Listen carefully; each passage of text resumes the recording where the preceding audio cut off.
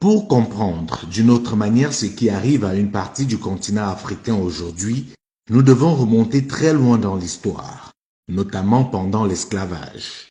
Comme vous le savez, à cette époque, il y avait deux types d'esclaves, les esclaves des champs et les esclaves d'intérieur qu'on appelait également nègres de maison.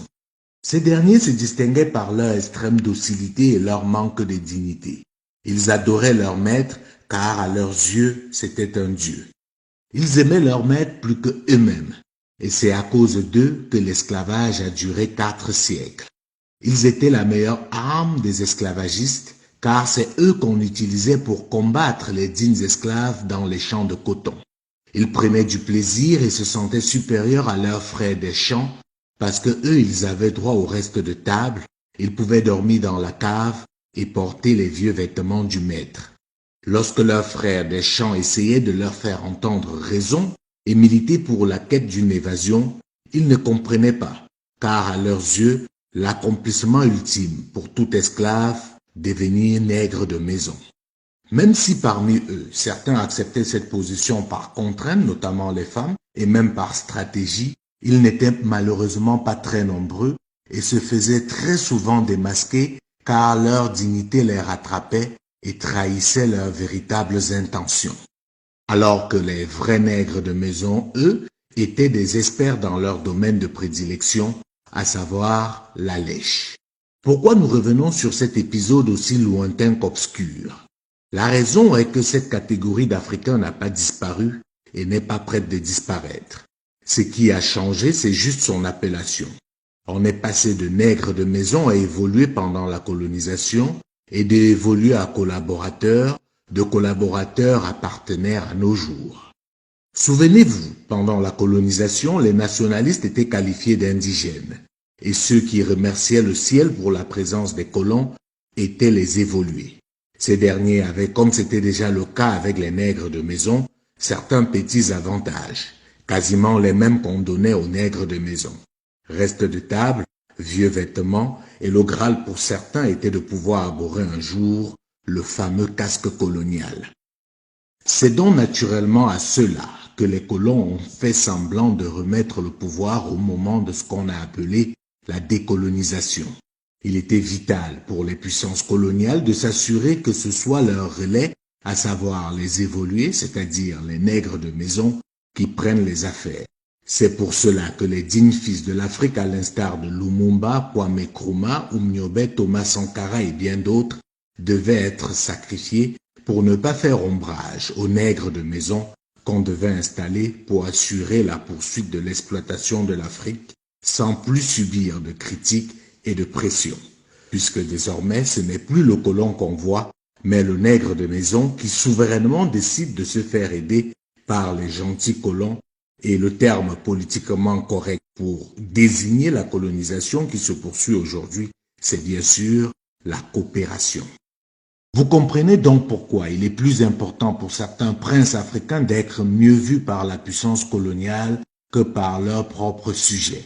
Ils estiment, et ceci très souvent à juste titre, que leur but ultime est de satisfaire leur maître. Parce qu'ils ne sont pas ingrats, ils savent que leur pouvoir vient en grande partie de lui.